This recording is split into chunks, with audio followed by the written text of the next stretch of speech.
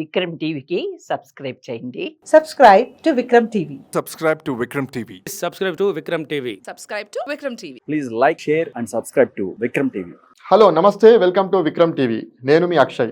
ఏదైనా ఒక వస్తువుని మీరు ఇష్టంగా కొనుక్కుంటే ఆ వస్తువు విషయంలో మోసపోయారా? అలాంటప్పుడు కన్జ్యూమర్ కోర్టులను ఎలా ఆశ్రయించాలి, కన్జ్యూమర్ల హక్కులేంటి, కన్జ్యూమర్ హక్కులకు భంగం కలిగిస్తే ఏం చేయాలనేటువంటి విషయాలపై సూటిగా సుత్తి లేకుండా సులభంగా మనకు తెలియజేయడానికి సుప్రీంకోర్టు న్యాయవాది, ఆస్రా ఫౌండర్, అదేవిధంగా నిరంతరం కన్జ్యూమర్ల హక్కుల కోసం పోరాడేటువంటి హబీబ్ సుల్తాన్ అలీ గారు మనతో పాటు ఉన్నారు. నమస్తే అలీ గారు. నమస్తే సార్. బాగున్నారా? బాగున్నాను sir, thank you very much.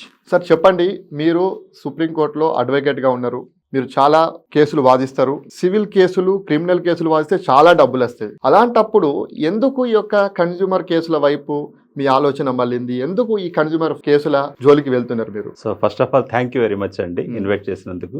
అయితే అడ్వకేట్గా ప్రాక్టీస్ చేసుకుంటే ప్రొఫెషనల్గా సాటిస్ఫాక్షన్ ఉంటుంది. క్రిమినల్ సివిల్ కేసులు చేస్తుంటాం. దాంతోపాటు ఏంటంటే సోషల్ సర్వీస్ అనేది చాలా ఇంపార్టెంట్ అండి. ఓకే. సో ఆస్రా అంటేనే ఫస్ట్ నేను పెట్టిన యాజ్ అ ఫౌండర్గా ఆస్రా పెట్టింది ఏంటంటే advocates association for social responsibility and awareness. First ఏంటంటే నేను అడ్వకేట్గా నాకే ఒక చిన్న ప్రాబ్లం వచ్చిందండి. ఓకే. అంటే అసలు కన్జ్యూమర్ రావడానికి మీరు అడిగిన దానికి చెప్పేది, నేను శ్రీరామ్ చిట్స్లో ఓకే ₹1,00,000 అప్పు తీసుకున్నాను. నెలకి $9,513 చెప్పిన 12 నెలలు కట్టాలి. 6 నెలలు రెగ్యులర్గా కట్టేశానండి. ఓకే. 6వ నెలలో వేరే డబ్బులు వస్తే ప్రీ క్లోజ్ చేశా. ఓకే. ఇప్పుడు మీరు చెప్పండి, 7వ నెలలో మళ్ళీ ఆ ఈఎంఐ చెక్ బ్యాంక్ లో రావాలా రాకూడదా? రావద్దు కదా. రావద్దు. కానీ 7th మంత్ మళ్ళీ వాళ్ళు ప్రజెంట్ చేశారు. ఓకే. నేను 9,500 కట్టేశాను కదా అని నేను అమౌంట్ పెట్టలేదు. వెంటనే నాకు మెసేజ్ వచ్చింది, మీ చెక్ బౌన్స్ అయింది, మీకు సివిల్కి రిఫర్ చేస్తాం, మీకు ₹400 ఛార్జెస్ కట్ అవుతాయి. ఇదేంటిది మనం క్లియర్ చేస్తుంది ఎందుకంటే అప్పుడు నేను శ్రీరామ్ ఆఫీస్కి వెళ్ళి అడగడం జరిగింది. ఓకే. సారీ సార్, మీరు వైజాగ్లో లోన్ తీసుకున్నారు, మాది అకౌంట్స్ ఆఫీస్ తిరుపతి, సారీ అనేసరికి సర్లే కదా జరుగుద్దా, నేను పట్టించుకోలేదు. 2వ నెల 8వ నెల మళ్ళీ వచ్చిందండి. మళ్ళీ సేమ్ 400, మళ్ళీ సివిల్ రిఫర్, మళ్ళీ బ్రాంచ్కి అడిగితే అయ్యో అన్నారు. 9వ నెల మళ్ళీ ప్రజెంట్ చేశారు. నాకు కోపం వచ్చింది. ఓకే. ఒక అడ్వకేట్గా అప్పుడు నేను శ్రీరామ్ ఆఫీస్కి వెళ్ళి, సార్ అప్పు తీర్చేసాక కూడా ప్రతి నెల మీరు ప్రజెంట్ చేస్తున్నారు, ఇలా చేస్తే తప్పు కదండి అంటే, వాళ్ళు ఏమన్నారంటే అడ్వకేట్గా అయితే ఏంటండి, సో మా దగ్గర కూడా అడ్వకేట్స్ ఉంటారు, మాది ఫైనాన్షియల్ ఇన్స్టిట్యూషన్, 3 నెలలు జరిగింది, ఏదో పొరపాటు జరిగింది, ఆ ₹1000 ఇచ్చేస్తానండి అని కొంచెం మనసుని బాధ కలిగించేలా చెప్పారు. అప్పుడు ఒక అడ్వకేట్కి ఏంటి ఇలా అంటున్నారని చెప్పేసి చూసినప్పుడు అంటే ఒక అడ్వకేట్ ప్రాక్టీస్ చేసేవాళ్ళు కూడా నేను ఎందుకు ఈ విషయం చెప్తున్నా అంటే, కన్జ్యూమర్ ప్రొటెక్షన్ యాక్ట్ ఒకటి ఉంది, దీని ద్వారా మనం కన్జ్యూమర్స్ ప్రాబ్లం జరిగితే ఫైనాన్షియల్ ఇన్స్టిట్యూట్స్ కూడా షూట్ చేయాలనే విషయం మనకు తెలియదండి. ఓకే. అప్పుడు నేను బాధపడుతూ చాలా మంది సీనియర్ అడ్వకేట్స్ని అడిగాను, సార్ శ్రీరామ్లో ఇలా ప్రాబ్లం జరిగిందంటే ఎవరు చెప్పలేదు నాకు. ఓకే. చాలా ఇబ్బంది పడ్డానండి. అప్పుడు ఒక సీనియర్ అడ్వకేట్, ఏంటి అల్లి నేను లైబ్రరీలో కూర్చుంటే ఏంటి మీరు బాధపడుతున్నారంటే, సరే ఇలాగా శ్రీరామ్తో ప్రాబ్లం ఏంటంటే, అప్పుడు ఆయన ఫస్ట్ టైం అండి కన్జ్యూమర్ ప్రొటెక్షన్ యాక్ట్ బుక్ ఇచ్చారు. ఓకే. ఆ బుక్లో ఉన్న అద్భుతం ఏంటంటే, defect product deficient service comes under consumer protection act. అంటే మీరు ఒక వస్తువు కొనుక్కున్న వస్తువులో లోపం వస్తే కన్జ్యూమర్ యాక్ట్గా వస్తుంది, సేవలో లోపం వచ్చినా కూడా కన్జ్యూమర్ ప్రొటెక్షన్ యాక్ట్ కింద మీరు కేసు ఫైల్ చేయొచ్చు అనే విషయం తెలుసు. అప్పుడు అంటే ఏంటి, మన 6వ నెలల అప్పు తీర్చేసింది, 7వ నెల, 8వ నెల, 9వ నెల చెక్కులు వేయడం, అది సేవా లోపం. ఓకే. అప్పుడు ఇవన్నీ కలిపి నేను కన్జ్యూమర్ కోర్టులో ఫస్ట్ టైం 2014లో కేసు వేయడం జరిగింది. ఈ కన్జ్యూమర్ల హక్కుల కోసం మీరు ఒక ఆస్రా అనేటువంటి ఒక సంస్థను కూడా ప్రారంభించారు. అసలు ఏంటి ఒక ఆస్రా? అదే 2014లో ఈ కేసు వేసాను. వేసిన తర్వాత ఎంత ఈజీగా నాకు ఒక అడ్వకేట్గా కేసు అయిపోయిందంటే, సింపుల్గా కన్జ్యూమర్ కోర్టులో అప్పు తీసుకున్నట్టుగా బ్యాంక్ స్టేట్మెంట్, 6 నెలలు కట్టినట్టుగా స్టేట్మెంట్, ప్రతి నెల ఈఎంఐ అయిపోయి కట్టేసిన తర్వాత వచ్చిన రిపోర్ట్స్ చూపెట్టి అక్కడ 30 years 40 years స్టాండింగ్ అడ్వకేట్ వచ్చినా ఈ కేసు మేము గెలవడం జరిగింది. అంటే ఏంటి, తీర్చేసిన అప్పుకు కూడా ప్రజెంట్ చేయడం చెక్కు సేవాలోపం కింద వస్తుందని శ్రీరామ్ చిట్స్కి ₹40,000 కాంపన్సేషన్, ఈ అమౌంట్ ఏదైతే కట్టయింది ఎక్స్ట్రా కట్టయింది ₹1000 తిరిగమని చెప్తూ, అప్పుడు ఆ జడ్జిమెంట్ వచ్చాక అప్పుడు నాకు అనిపించింది ఇంత పవర్ఫుల్ యాక్ట్ ఒక అడ్వకేట్ గా నాకే అర్థం కాలేదు. మార్కెట్ లో దీని గురించి ఎంతమంది తెలుసు, ఎంతమంది కన్జ్యూమర్ తెలుసు అనే విషయానికి వస్తే ఆశ్చర్యకర అర్థమైంది ఏంటంటే, ఇంత పవర్ఫుల్ యాక్ట్ వచ్చి 35 సంవత్సరాలైనా 2% కూడా అవేర్నెస్ లేదండి. అప్పుడు నేను ఆలోచించాను, రైట్, దేవుడు ఎందుకో మనకి ఇది ప్రజలకు సేవ చేయడానికి ఇచ్చాడు. అప్పుడు నేను కొంతమంది సుప్రీంకోర్టు అడ్వకేట్స్, కొంతమంది నాన్ అడ్వకేట్స్తో కలిపి 2014లో ఈ సంస్థని ఢిల్లీలో స్టార్ట్ చేశాం. ఓకే. స్టార్ట్ చేసే ఆస్రా యొక్క ప్రధాన ఉద్దేశం ఏంటంటే, వినియోగదారుల హక్కులపై అవగాహన కల్పించడం, వినియోగదారులకి ఏమైనా ప్రాబ్లమ్స్ వస్తే వారి కోసం కేసెస్ చేయడం అనేది కాన్సెప్ట్ గా తీసుకుని వెళ్ళాం. Okay. That is the main reason how we started this Asra. సరే, మనం కన్జ్యూమర్ విషయానికి వెళ్తే అసలు ఏంటి కన్జ్యూమర్ అంటే ఎవరు కన్జ్యూమర్ గా గుర్తించబడతారు? సో ఫస్ట్ కన్జ్యూమర్ ఎవరు? ఇక్కడ మనం అర్థం చేసుకోవాల్సింది ఏంటంటే ప్రతి ఒక్కడు వేర్ ద కన్సిడరేషన్ పెయిడ్ అంటే అది వస్తువు ఏదైనా కావచ్చు, మీరు ఒక కన్సిడరేషన్ అది రూపాయా, 10 రూపాయల, 100 రూపాయల, 1000 రూపాయల, 10,000 సంబంధం ఎక్కడైతే కన్సిడరేషన్ పే చేశారో, ప్రామిస్ టు పే కన్సిడరేషన్ అంటే రేపు ఇది పే చేస్తాండి, ఇది వస్తుందని చెప్పేసి 50% కన్సిడరేషన్ పే చేసిన దెన్ ద రిలేషన్ స్టార్ట్స్. వినియోగదారుడుగా మీరు ఒక కన్జ్యూమర్ గా మీరు రిలేషన్ అంటే ఎక్కడైతే వస్తువుకి మీరు అమౌంట్ ఇచ్చారో అక్కడి నుంచి మీరు కన్జ్యూమర్ అవుతారు. అది డాక్టరా, ఇంజనీరా, లాయరా కాదని ప్రతి ఒక్కళ్ళు కూడా every individual is a consumer. ఎవరు కన్జ్యూమర్ కాదు అంటే కన్జ్యూమర్ అంటే కన్సిడరేషన్, ఎవరు కన్జ్యూమర్ కాదు అంటే ఎక్కడైతే సేవల్ని ఉచితంగా పొందుతారో, ఎక్కడైతే వస్తువుని మీరు ఉచితంగా పొందుతారో, ఎక్కడైతే వస్తువుని ట్రేడింగ్ చేయడానికి అంటే రీసేల్ చేయడానికి చేస్తారో, you are not a consumer.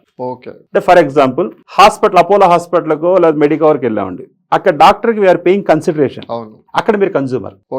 అక్కడ డాక్టర్ సర్వీస్ లో లోపం అయితే మీరు మెడికల్ నెగ్లిజెన్సీ కేసు వేయచ్చు. గవర్నమెంట్ హాస్పిటల్కి వెళ్ళారు, అక్కడ మీరు కన్జ్యూమర్ కాదు, because you are rendering the services for free of cost. So consideration pay జరిగి promise to pay or partly paid, fully paid, you are a consumer. అసలు ఏంటి కన్జ్యూమర్ల హక్కులు ఏంటి? అసలు కన్జ్యూమర్ ప్రొటెక్షన్ యాక్ట్ అనేది అండి, ఫస్ట్ గ్లోబలైజేషన్ అయిన తర్వాత విదేశీ కంపెనీలు స్వదేశంలో బిజినెస్ స్టార్ట్ చేసిన తర్వాత భారతీయులు చాలా అంటే సౌమ్యంగా ఉంటారు, వీళ్ళకి ఫారిన్ కంపెనీస్ ఏమైనా ప్రాబ్లం చేస్తాయని ఫస్ట్ కన్జ్యూమర్ ప్రొటెక్షన్ యాక్ట్ అనేది 1986లో ఇంట్రొడ్యూస్ అయింది. కన్జ్యూమర్ ప్రొటెక్షన్ యాక్ట్ అనేది 1986లో వచ్చింది. వచ్చిన తర్వాత ఈ కన్జ్యూమర్స్ కోసం ఏం చేశారంటే ఒక సెపరేట్ గా కమిషన్స్ పెట్టారు, కన్జ్యూమర్ ఫారమ్స్ అని ఒక కోర్టులు పెట్టారు. అంటే సాధారణ మనకు తెలిసిన కోర్ట్స్ ఏమంటాయంటే జిల్లా కోర్ట్, హైకోర్ట్, సుప్రీంకోర్టు, ఇలాగా జూనియర్ సివిల్ జడ్జెస్, సీనియర్ ఈ కోర్టులు అని తెలుసండి. చాలా మంది తెలియని విషయం ఏంటంటే కన్జ్యూమర్స్ కోసం ఒక సెపరేట్ కోర్ట్స్ ఉన్నాయి, that is called consumer forms as per 1986 act. ఈ కోర్టులో ఉన్న అద్భుతమైన విషయం ఏంటంటే సార్, మీరు చాలా ఇంపార్టెంట్ తెలిసింది, ఇక్కడ కేసులు చేసుకోవడానికి లా చదవక్కల్లా. ఈ కన్జ్యూమర్ ఫారమ్స్ లో, కన్జ్యూమర్ కోర్ట్స్ లో ఎవరి కేసు వాళ్ళు ఇన్ పర్సన్ ఫైల్ చేసుకోవచ్చు, రెండు త్రూ అన్ అడ్వకేట్ ఫైల్ చేయొచ్చు, చేసుకోలేకపోతే త్రూ అన్ ఆర్గనైజేషన్ చేయొచ్చు, లేదా ఒక ఎన్జిఓకి ఇచ్చి ఎన్జిఓ ద్వారా కేసు వేయించవచ్చు. అందుకనే ఆ రీజన్స్ తోటి మా ఆశ్రయ యొక్క నేమ్ ఎలా పెట్టంటే advocates association for social responsibility awareness అని పెట్టి దీంట్లో నాన్ అడ్వకేట్స్ ని భాగస్వాములు చేసి వీళ్ళకి ట్రైనింగ్ ఇస్తున్నాం అండి. ఆశ్రయ ద్వారా ఏం చేస్తున్నట్టు ట్రైనింగ్ ఇస్తున్నాం. సో కన్జ్యూమర్ అంటే ఎవరు కాదు, ఏం కేసు ఎలా ఫైల్ చేయాలి ట్రైనింగ్ ఇచ్చాం. కాబట్టి గత ఈ 8 సంవత్సరాల్లో ఇప్పటికి 275 కేసెస్ ని ఫైల్ చేసామండి. 1000 మంది వాలంటీర్స్, అడ్వకేట్స్, నాన్ అడ్వకేట్స్ వాలంటరీగా మేము పనిచేస్తున్నాం. అది ఇక్కడ ఉన్న బ్యూటీ. కన్జ్యూమర్ యొక్క హక్కులకు భంగం కలిగితే, వాళ్ళకి అన్యాయం జరిగితే ఏం చేయాలి వాళ్ళు సాధారణంగా? సో ఫస్ట్ కన్జ్యూమర్ హక్కులు భంగం వాటిలే ముందు కన్జ్యూమర్ హక్కులు ఏంటి? ఫస్ట్ కన్జ్యూమర్ హక్కులు అంటే కన్జ్యూమర్ హక్కులు 8 ఉన్నాయండి as per consumer protection act. First of all consumer గా మనకు ఉన్నది ఏంటంటే రైట్ టు సేఫ్టీ. ఏదైనా ఒక వస్తువుని కొనుక్కున్నప్పుడు ఎవరైతే సెల్లర్ ఉన్నాడో రైట్ టు సేఫ్టీ అంటే అది భయంకరమైన ప్రొడక్టా. ఇప్పుడు ఫర్ ఎగ్జాంపుల్ మొబైల్స్ వస్తున్నాయి, మొబైల్స్ ఛార్జింగ్ పెట్టేటప్పుడు పగిలిపోయి ఉన్నాయండి, అంటే బర్న్ అవుతున్నాయి. అలాంటిది చూడాల్సిన కన్జ్యూమర్ గా వాళ్ళు ఆ రైట్ టు సేఫ్టీ ఉందా లేదా అని ఎక్స్ప్లెయిన్ చేయడం ఒకటి. రైట్ టు ఇన్ఫార్మ్ అండి, అంటే ఎవరైతే సెల్లర్ ఉన్నారో ప్రోడక్ట్ మీకు సేల్ చేసేటప్పుడు దాని గురించి ఇన్ఫర్మేషన్ పూర్తిగా మీకు ఇవ్వాలండి. నేను ఇవ్వను, మీరు కొనుక్కోండి, మీరే తెలుసుకోండి కాదు. యాజ్ ఎ కన్జ్యూమర్ గా మీరు అడిగే హక్కు మీకుంది. మన కన్జ్యూమర్స్ చాలా మంది అమ్మ నువ్వు అడక్కమ్మా అంటే మనం తెలియకుండా ఉండి తెలిసి అడిగితే ఏమన్నా పరువు పొద్దు చాలా మంది ఏంటంటే ఒక రకమైన దీంట్లో వెళ్ళి అడగకుండా ఉంటారు. నో, బ్రహ్మాండంగా అడిగి right to information, right informed, ఆ టోటల్ ఇన్ఫర్మేషన్ తెలుసుకునే హక్కు మనకు ఉంది. మీరు అడగాల్సిన బాధ్యత ఉంది, చెప్పాల్సిన పని వాడికి ఉంది. Right to safety, right to informed, right to choose అండి. ఒక కన్జ్యూమర్ గా మనకున్న హక్కు ఏంటంటే ఏ ప్రోడక్ట్ కావాలో మీరు చూస్ చేసుకునే హక్కు మీకుంది. షాప్ కీపర్ మీకు ఇన్స్ట్రక్ట్ చేయకూడదు, అంటే మీరు ఇదే కొనండి మా దగ్గర ఇదే ఉందని. ఒకవేళ అదే ఉందంటే ఎక్స్క్లూజివ్ షోరూమ్ అని పెట్టుకోవాలి. వాడు కొంతమంది అంటారు కొనుక్కుంటే కొనుక్కోలేకపోతే లేదు, అది వేరు. కొనుక్కుంటే కొనుక్కోలేదంటే ఆడ యారిగెంట్ అది. దానికి మీరు అంటే వాడిని పద్ధతిగా మాట్లాడి నేర్చుకోవడం, అలాంటి సేల్స్ మెన్స్ ఉంటారు. ఇదే కొనాలని ఇన్సిస్ట్ చేయకూడదు. సో మీకు చూజ్, రైట్ టు చూజ్ మీకు ఉందండి. అలాగే right to redressal. Right to redressal అంటే మీరు ఏమైనా ప్రాబ్లం వచ్చింది అనుకోండి, ఇదే ఇప్పుడు మనం మాట్లాడేది, మీరు కేసు వేసి దాని మీద న్యాయం పొందే హక్కు మీకుంది. దీని తర్వాత రైట్ టు బి హెర్డ్. మీరు ఏమైనా న్యాయం కోసం వెళ్ళినప్పుడు మీరు చూడండి, చాలా మంది ఏం చేస్తాడు, ఇప్పుడు ఇందాక అన్నట్టుగా వస్తువు అమ్మేటప్పుడు అమ్మేస్తాడు, ప్రాబ్లం వచ్చి చెప్పడానికి వెళ్ళినప్పుడు వినండి. రైట్ టు హెడ్, వినవలసిన పని కూడా వాడుతుంది, చెప్తే వినవలసిన బాధ్యత హక్కులో మన భాగం. ఎన్నట్లుగా ఇంపార్టెంట్ రైట్ టు ఎడ్యుకేషన్ అండి. వినియోగదారులకి ఉన్న హక్కులపై అవగాహన కల్పించడం, వినియోగదారుల హక్కులు భంగం వాటిల్లితే ఏం చేయాలని ఇన్ఫర్మేషన్ ఇవ్వాల్సిన పని గవర్నమెంట్ దండి.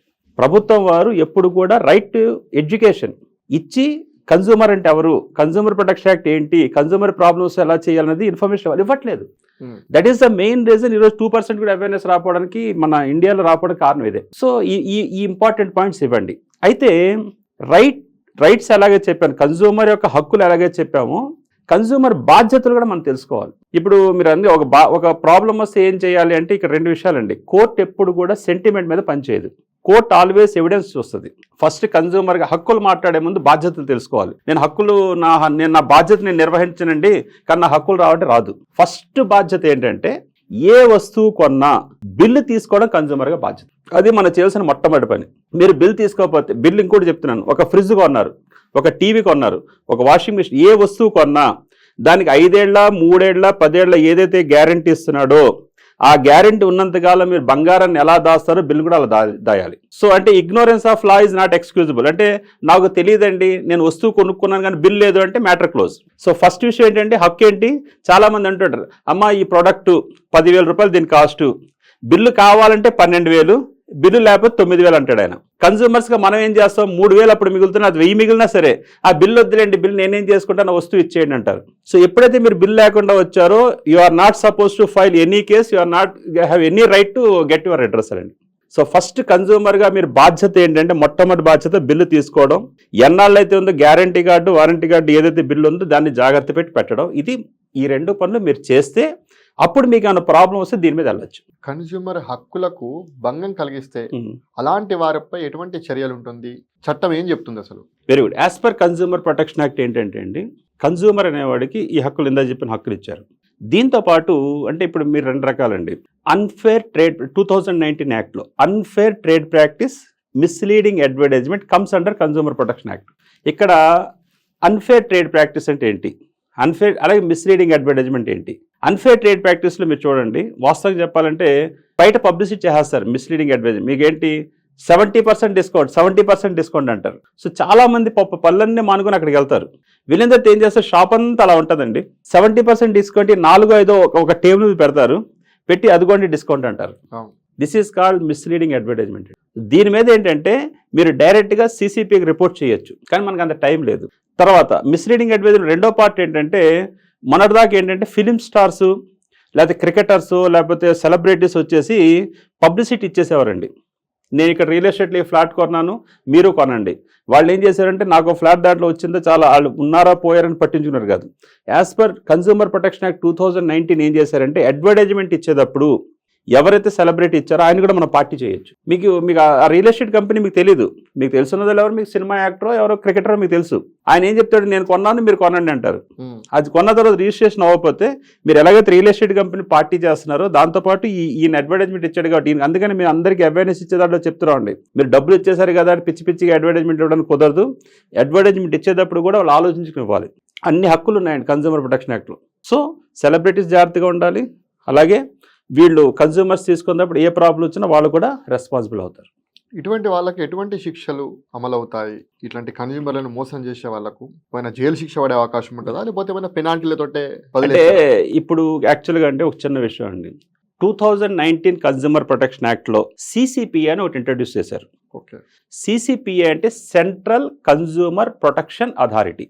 ఇక్కడ 3 విషయాలు మీరు తెలుసుకోవాలి. అంటే కన్జ్యూమర్స్కి రక్షణ చేయడం కోసం అని కన్జ్యూమర్ యాక్ట్లో మూడు దశల్లో కన్జ్యూమర్ ప్రొటెక్ట్ చేయడానికి పెట్టారు.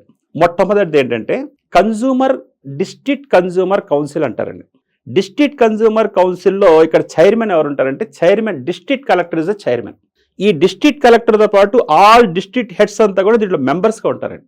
ఫర్ ఎగ్జాంపుల్ DMHO అంటే చైర్మన్, కలెక్టర్ కింద district medical and health officer, legal metrology department, food and safety, electrical department, transportation నుంచి RTC department, road transport corporation, అలాగే ఎలక్ట్రిసిటీ. అంటే కన్జ్యూమర్స్కి సంబంధించిన డిపార్ట్మెంట్స్ అన్నిట్లో ఉన్న హెడ్స్, జిల్లా హెడ్స్ అంతా దీంట్లో మెంబర్స్గా ఉంటారు. వీళ్లతో పాటు ఒక 5 వాలంటరీ కన్జ్యూమర్ రైట్స్ ఆర్గనైజేషన్స్ 5 NGOsని మెంబర్స్గా చేస్తారు. ప్రతి 2 నెలలకు ఒకసారి కలెక్టర్ ఆఫీసులో వీటి మీద మీటింగ్ జరగాలండి. అంటే ఈ జిల్లాలో కన్జ్యూమర్స్కి ఏ ప్రాబ్లమ్స్ వస్తున్నాయి, ఆ ప్రాబ్లమ్స్కి ఏంటంటే వాలంటరీ ఆర్గనైజేషన్స్ ఏం చేస్తాయంటే రిప్రజెంట్ చేస్తాయి కలెక్టర్కి. మీరు చెప్పండి, జరుగుతున్నాయా నిజంగా? జరగట్లేదు ఇది తెలుసుకోవాలి. ఇప్పుడు మీరు మీడియా ద్వారా ఇలా పబ్లిసిటీ ఇచ్చినప్పుడు అప్పుడు ప్రశ్నిస్తారండి ఎవరికాళ్ళు. సో మీరు కలెక్టర్కి రైట్ టు ఇన్ఫర్మేషన్ యాక్ట్ లో అడగచ్చు. మీరు ఇప్పుడు మీకు తెలియదు విషయం, ఇప్పుడు మీరు రైట్ టు ఇన్ఫర్మేషన్ యాక్ట్ కింద మాకు తెలిసిందంటే as per consumer protection act 2019 జిల్లా కౌన్సిల్ ఉండాలట. జిల్లా కౌన్సిల్ మెంబర్స్ అంతా జిల్లా అధికారులంతా ఉండాలి. ప్రతి 2 నెలలకి కన్స్యూమర్ల మీద మీరంతా పర్యవేక్షణ చేయాలి. చేస్తున్నారా లేదా మీ బోర్డు మెంబర్స్ ఇవ్వండి అని ఇచ్చారనుకోండి, అప్పుడు మీకు వస్తుంది. అసలు జనాలకి ఇది ఉండాలన్న విషయం తెలియదు, ఎవరు అడుగుతున్నారు? సో మా ఆర్గనైజేషన్ ఏం చేస్తున్నామంటే ఇప్పుడు ఒక్కొక్కరిని చేసుకుంటూ వస్తున్నామండి. ఇది చాలా ఇంపార్టెంట్ పాయింట్. ఈ ప్రతి 2 నెలలు జరిగే మీటింగ్లు ఏం చేస్తారంటే రైతు బజార్లో లేదా ఎక్కడన్నా ఒక డీమార్ట్లో లేకపోతే స్పెన్సర్స్లోనే ఎక్కడో చోట ఎంఆర్పి కంటే ఎక్కువ అమ్ముతున్నారు, ఇది రిప్రజెంట్ చేస్తారండి. ఇమీడియట్గా రైట్స్ జరుగుతాయి. ఈ జిల్లా మీటింగ్లో ఫస్ట్ కలెక్టర్ ఏంటంటే మినిట్స్ ఆఫ్ మీటింగ్ నోట్ చేస్తారు, ఈ నెలలో వచ్చింది. ఫర్ ఎగ్జాంపుల్ మీరు కన్స్యూమర్ రైట్స్గా ఈవినింగ్ 5 o'clockకి ఈ జూబ్లీ హిల్స్లోనూ లేదా ఎక్కడ మీరు పిల్లలు స్కూల్ వదిలే టైంలో బస్సెస్ ఫుల్గా అయిపోతున్నాయి, ఇంకో బస్ ఫెసిలిటీ కావాలి, you can recommend to the transport department. ఇలాంటివన్నీ అక్కడ చేయాలి. ఇది మొదటి దశ. ఇక్కడ మీకు జరగనప్పుడు రెండో దశ ఏంటంటే సిసిపిఏ, సెంట్రల్ కన్స్యూమర్ ప్రొటెక్షన్ అథారిటీలు ఏం చేస్తారు, దీనికి ఫర్ ఎగ్జాంపుల్ బ్యాటరీ వెహికల్స్ వస్తున్నాయి. ఇప్పుడు మీకు బ్యాటరీ వెహికల్స్ ఏం చేస్తున్నారంటే అమ్మేటప్పుడు ఒకలా చేస్తున్నారు, అవి వచ్చిన తర్వాత 1 నెలకే బ్యాటరీ పాడైపోతుంది. దీనికి కస్టమర్కి ఎలా ఉందంటే నేను కోర్టుకి వెళ్ళాలా, సంవత్సరాలు తిరగాల, 2 నెలల 3 నెలల ఎన్ని పద్ధతి, ఇది కాదండి. సిసిపిఏకి మీరు డైరెక్ట్గా ఏం చేస్తారంటే డైరెక్ట్గా మీరు ఆన్లైన్లో కంప్లైంట్ పెట్టచ్చు. ఆ సిసిపి ఏం చేస్తుందంటే ఇలా నెంబర్ ఆఫ్ కంప్లైంట్స్ వస్తే ఆ ప్రోడక్ట్ని వాళ్ళు తీసుకొచ్చి ల్యాబొరేటరీకి పంపిస్తారు. ఫస్ట్ టైంలో అది దీనికి మీరేమి కోర్టుల చుట్టూ తిరగడాలో కష్టం. ఒక మెయిల్ ఇవ్వాలి మీరు, లేదా ఒక లెటర్ రాయాలి.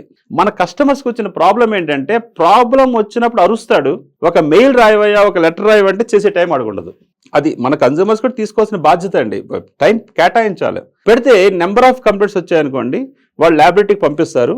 ప్రోడక్ట్లో ఏమైనా డిఫెక్ట్ వాళ్ళకి పొందితే అనిపిస్తే ఇమీడియట్గా ఫస్ట్ టైం బ్యాన్ చేస్తారు వాళ్ళు ఫస్ట్, లేదా 1,00,000 2 లక్షలు ఫస్ట్ టైం అయితే పెనాల్టీ వేస్తారు, 5 లక్షల దాకా వేస్తారు. సెకండ్ టైం మళ్ళీ కంప్లైంట్ వచ్చింది అనుకోండి, దాన్ని బ్యాన్ చేస్తారు. బ్యాన్ చేస్తూ పాటు వాడికి 3 years ఇంప్రిజన్మెంట్ ఇస్తారు. థర్డ్ టైం వచ్చింది మొత్తం కంప్లీట్గా వాడిని. ఇది రెండో పద్ధతి. ఈ 2 పద్ధతుల్లో మీకు లేట్ అవుతుంది అనుకోండి, దెన్ డిస్ట్రిక్ట్ కన్స్యూమర్ కౌన్సిల్స్ అంటారు, ఇప్పుడు కన్స్యూమర్ ప్రొటెక్షన్ కమిషన్స్ అంటారు, కోర్టులు అవి, అక్కడ కూడా కేసులు ఫైల్ చేసుకోవచ్చు. ఇలా దశల వారుగా ఉంది. అంటే ఫస్ట్ ఏంటి, ఇమీడియట్గా మీకు ఏమైనా ప్రాబ్లం వస్తే కలెక్టర్ ఆఫీసులో రిప్రజెంట్ చేయొచ్చు, 2 సిసిపికి రిప్రజెంట్ చేయొచ్చు, లేదా త్రూ కోర్టు ద్వారా కూడా మీరు న్యాయం పొందొచ్చు. ఈ యొక్క కన్స్యూమర్ కోర్టులో కేసు ఎలా ఫైల్ చేయాలి? దీనికి అడ్వకేట్లే కావన్నా, లేకపోతే సొంతంగా ఎవరికి వాళ్ళు ఫైల్ చేయొచ్చా, లేకపోతే ఇంకేమైనా ఆర్గనైజేషన్స్ ఉంటాయా సపరేట్గా? దీని ప్రాసెస్ ఏంటి అసలు? కన్స్యూమర్ కోర్టులో కేసు ఫైల్ చేయాలంటే ఏంటి అసలు ప్రాసెస్? సో ఫస్ట్ ప్రాసెస్లో కేసు ఎప్పుడు ఫైల్ చేయాలంటే లిమిటేషన్ యాక్ట్ అంటారండి.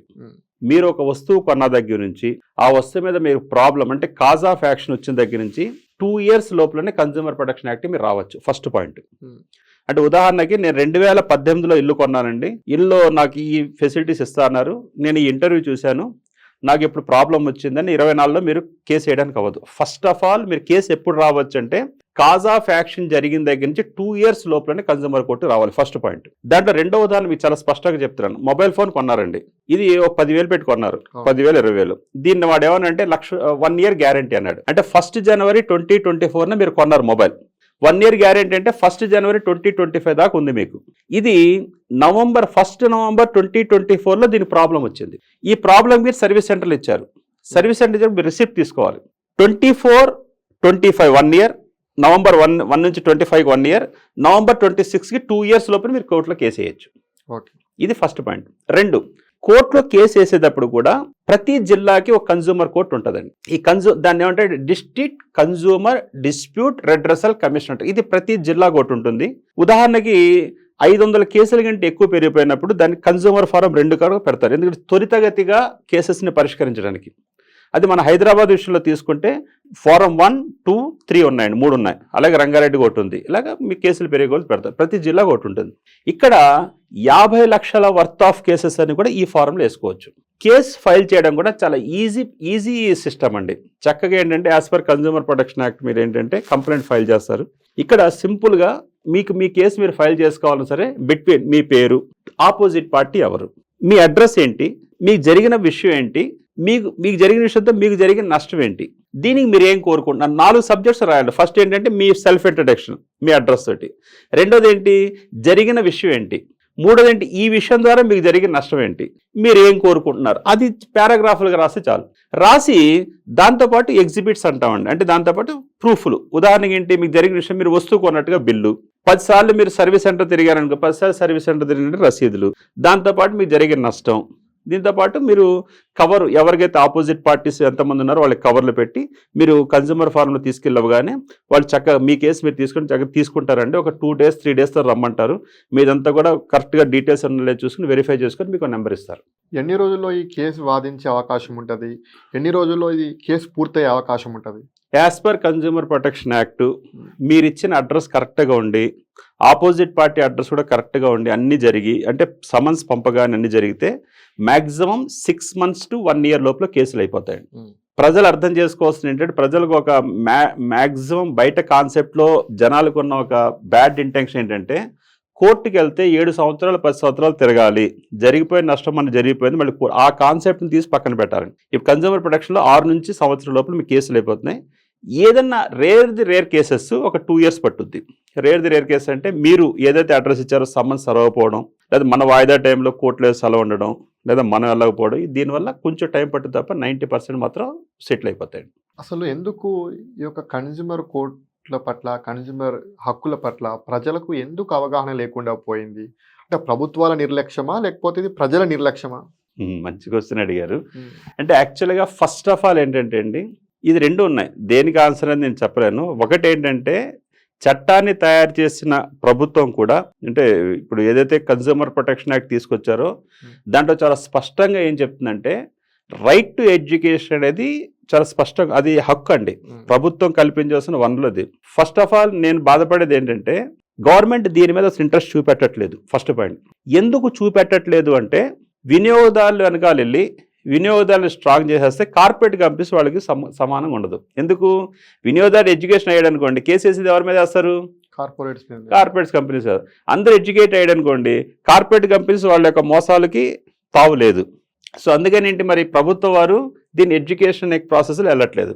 లేదా కన్జ్యూమర్ ప్రొటెక్షన్ యాక్ట్ ప్రకారమే కంపల్సరీ ప్రభుత్వం ఏం చెప్తుందంటే, కొన్ని ఎన్జిఓస్ని సెలెక్ట్ చేసుకొని అవేర్నెస్ క్యాంపులు కండక్ట్ చేయమంటుంది. దీన్ని గవర్నమెంట్ ఏం చేస్తుంది, ఇప్పుడు మేము చాలా చోట్ల గవర్నమెంట్ ఆఫీసర్కి వెళ్ళాడు, చాలా చోట్ల వెళ్ళిన తర్వాత కన్జ్యూమర్ మీద మేము అవేర్నెస్ చేద్దామంటే వాళ్ళు కూడా వీళ్ళే పని లేకుండా వచ్చారేమో అన్నట్టుగా చూస్తున్నారు. సో ఎవరికి ఇంట్రెస్ట్ లేదు. దీనికి ప్రాబ్లం ఏంటంటే, జనాల్లో చైతన్యం లేదు. ఫస్ట్ ఆఫ్ ఆల్ ఏంటంటే, గవర్నమెంట్ పట్టించుకోవట్లేదు, దీన్ని చాలా లీస్ట్ బాదరింగ్గా వదిలేసిందండి.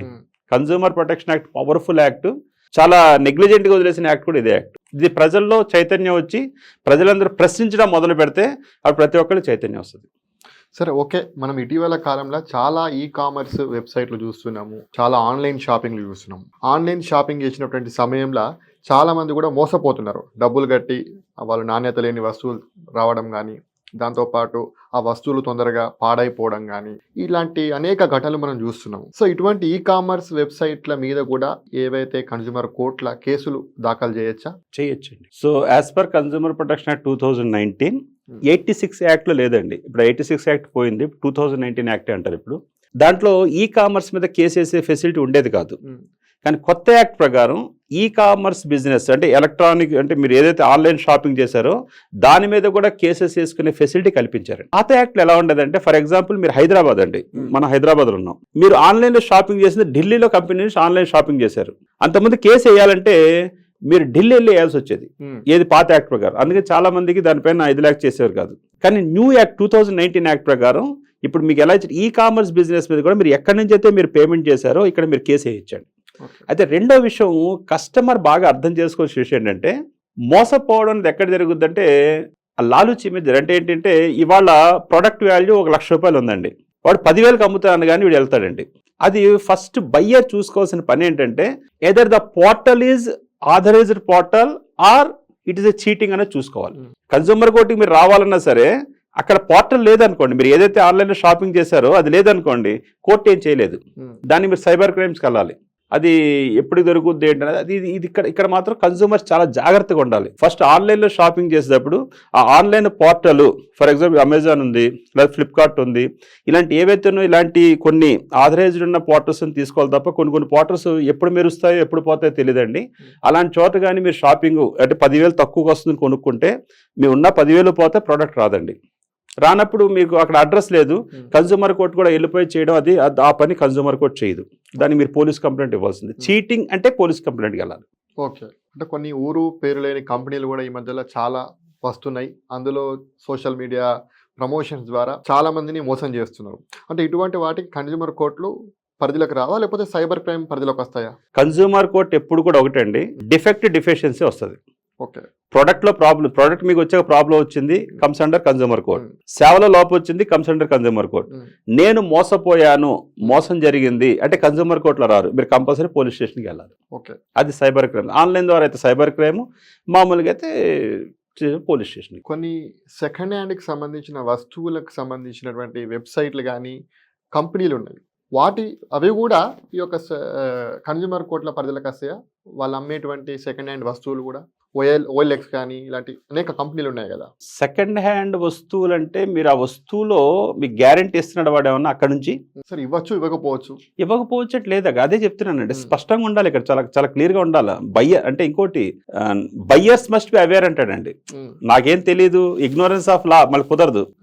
నాకేం తెలియదు అండి. మీరు ఎప్పుడు సెకండ్ హ్యాండ్ వస్తువులు కొనుక్కున్నా, థర్డ్ హ్యాండ్ వస్తువులు కొనుక్కున్నా సరే మీ ఇద్దరి మధ్యలో పర్ఫెక్ట్ అగ్రిమెంట్ ఉందా లేదా? ఆ వస్తువు ఉదాహరణకి ఆ సెకండ్ హ్యాండ్ కొనే వస్తువుకు 2 years గ్యారంటీ పీరియడ్ అయిపోయింది అనుకోండి, అది మీరు కొంటున్నారనుకోండి, మీరు ఎవరి మీద వేయడం లేదు, కన్సూమర్ కోర్ట్ కూడా తీసుకోదు. అది కొంచెం జాగ్రత్తగా, ఇది చాలా ఇంపార్టెంట్ పాయింట్ మీరు అడిగింది. నేను సెకండ్ హ్యాండ్ తీసేసుకున్నాను ఇక్కడి నుంచి వస్తుందంటే అలా రాదండి. అంటే ఇంకొకటి, కంపెనీలు సంస్థలే కాకుండా వ్యక్తుల నుండి కూడా కొంత ఒప్పందాలు చేసుకొని ఒక వస్తువుని కొనుక్కోవడం జరుగుతుంది. లైక్ ఫోన్ కానీ, మన కార్లు కానీ, లేకపోతే మోటార్ వెహికల్స్ కానీ, ఇట్లాంటి ఒక వ్యక్తుల నుండి, ఇండివిజువల్ వ్యక్తుల నుండి కూడా కొన్ని కొనుక్కుంటారు. అట్లాంటి వాళ్ళు కూడా ఈ యొక్క కన్స్యూమర్ పరిధిలోకి వస్తారా? ఇక్కడ ఇండివిజువల్ వ్యక్తులు అంటే ఇక్కడ కార్లు ఉన్నాయండి.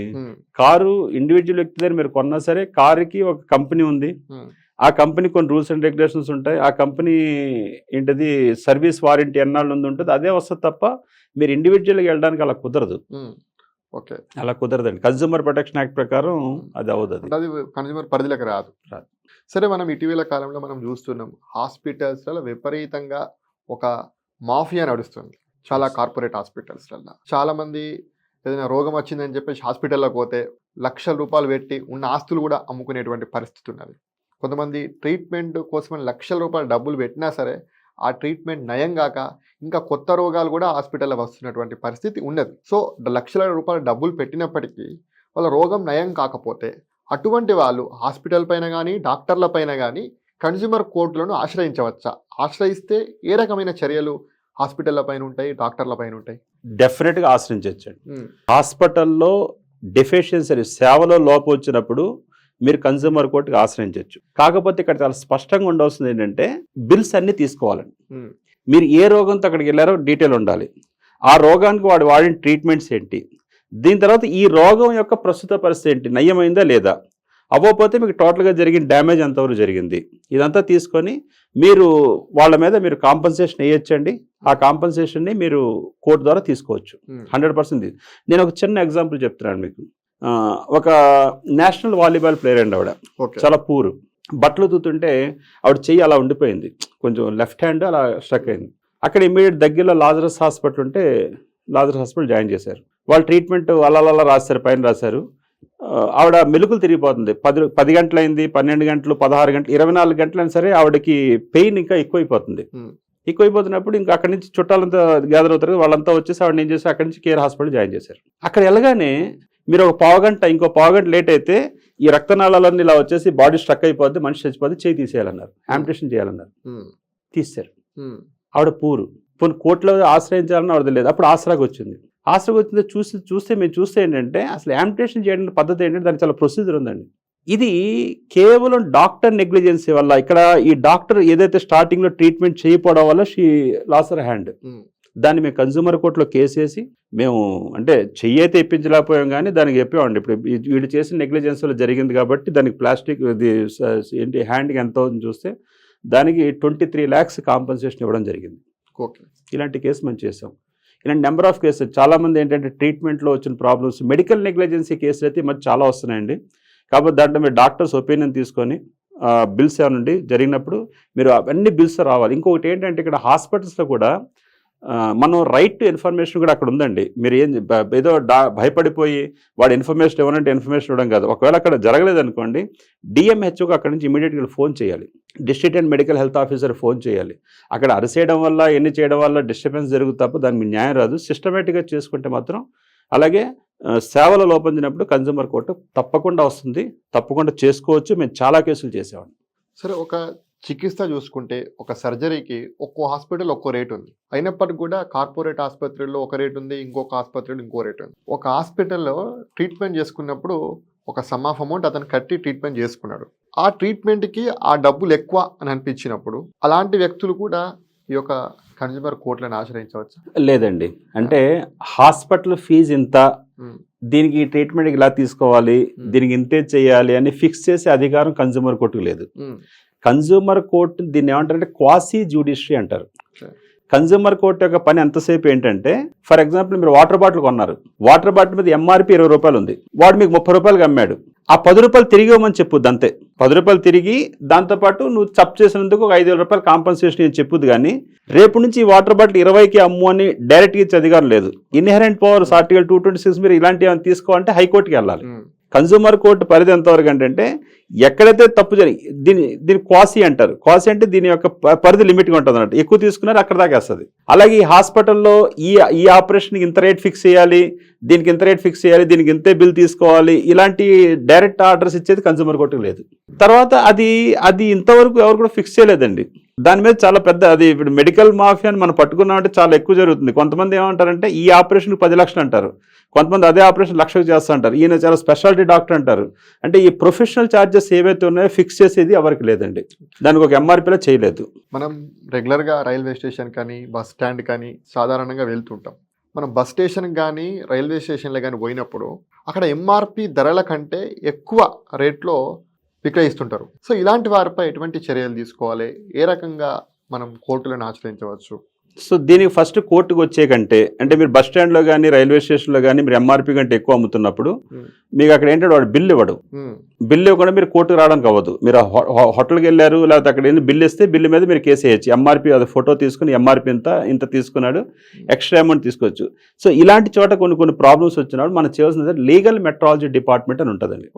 మీరు గూగుల్ ఎక్కడ చూసినా సరే తూనికలు కొలతల శాఖ. సో లీగల్ మెట్రాలజీ డిపార్ట్మెంట్కి మీరు కంప్లైంట్ చేసినప్పుడు వాళ్ళు ఇన్స్పెక్టర్ డైరెక్ట్గా వస్తారు. వాళ్ళు ఇదే పర్యవేక్షణ నుండి ఇమీడియట్ వాళ్ళ మీద కేసు కట్టడం జరుగుతుంది. వాళ్ళ మీద కాంపన్సేషన్ ఫైన్ అంత వేస్తారు, ఇమీడియట్ యాక్షన్ తీసుకుంటారు. అంటే ఎక్కడైతే బిల్లు ఇవ్వనిటువంటి పరిస్థితుల్లో ఈ డిపార్ట్మెంట్ మీరు కొలతల్లో తక్కువగా అమ్ముతున్నట్టు అనిపించినా, లేదా కొలతల్లో మోసం జరిగినట్టు అనిపించినా, లేదా వస్తువుల్లో ఏమైనా ఏంటి ఎక్స్పైరీ ప్రొడక్ట్స్ అమ్ముతున్నట్టు అనిపించినా, ఎంఆర్పి కంటే ఎక్కువ అమ్ముతున్నట్టు అనిపించినా you can call to the legal metrology department. మీరు గూగుల్లో చూస్తే వస్తుందని, ప్రతి జిల్లా కూడా ఉంటుంది.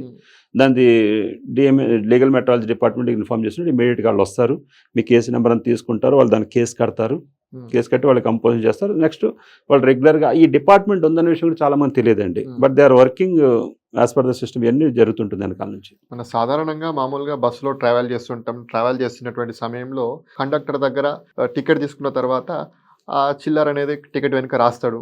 అప్పుడు చిల్లర అతను ఇవ్వకపోవడమో లేకపోతే మనం మర్చిపోవడమో సాధారణంగా జరుగుతుంటుంది. అంటే ఇటువంటి సందర్భంలో వీటి విషయంలో కూడా మనం కన్జ్యూమర్ కోర్టుని ఆశ్రయించాలా, లేకపోతే లేదు ఇలాంటివన్నీ దీస్ ఆల్ ఆర్ ఏంటంటే ఇవన్నీ ఇలాంటి విషయాల్లో కన్జ్యూమర్ కోర్టులో ఎప్పుడో గుర్తుపెట్టుకోండి సార్, బిల్ ఉండి తేడా డిఫరెన్స్ జరిగినప్పుడు మీరు రాగలుగుతారు సార్. అదంతా మీ నెగ్లిజెన్స్. అది మీరు చిల్లర తీసుకోకుండా వెళ్ళారు, కండక్టర్ రాశాడు, మీరు మర్చిపోయి దీపారు, ఇలాగైతే ఒకవేళ అతను ఇవ్వలేదు, అది మీ నెగ్లిజెన్స్. అది ఇలాంటివన్నీ కన్జ్యూమర్ కోర్టులో రావండి అసలు. ఓకే, సరే. మనం మామూలుగా ఈ మధ్య కాలంలో రియల్ ఎస్టేట్లో కూడా మనం చాలామంది బిల్డర్లు, చాలామంది ఇలాంటి వినియోగదారులను మోసం చేస్తున్నటువంటి ఘటనలు మనం చూస్తున్నాం. ఒక వినియోగదారుడు ఒక బిల్డర్ దగ్గర ప్లాట్ కొనుక్కోవాలని చెప్పేసి 1 సంవత్సరమో 2 సంవత్సరాలకు అగ్రిమెంట్ చేసుకొని డబ్బులు ఇస్తాడు. కానీ ఆ బిల్డర్ అతను ఇచ్చినటువంటి ఏదైతే సకాలంలో ఆ యొక్క కన్స్ట్రక్షన్ పూర్తి చేయకుండా అడిగితే, వినియోగదారుడు అడిగితే నిర్లక్ష్యపు సమాధానాలు చెప్తూ ఈ రకంగా ఇబ్బందులు పడుతున్నటువంటి పరిస్థితులు ఉన్నాయి. అంటే ఇటువంటి వారు కన్జ్యూమర్ కోర్టులను ఆశ్రయించవచ్చా? 100% ఇది రావచ్చు కన్జ్యూమర్ కోర్టుకి.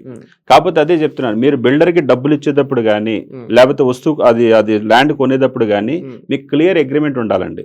క్లియర్ అగ్రిమెంట్ అంటే మీరు ఎప్పుడైతే టోటల్ కాస్ట్ ఎంత ఉంది, ఈ కాస్ట్ మీద మీరు ఎప్పుడు కడుతున్నారు, మీకు ఎప్పటికి హ్యాండ్ ఓవర్ చేస్తా అన్నాడు, అది అన్నీ ఉండాలి మీకు స్టార్టింగ్లో.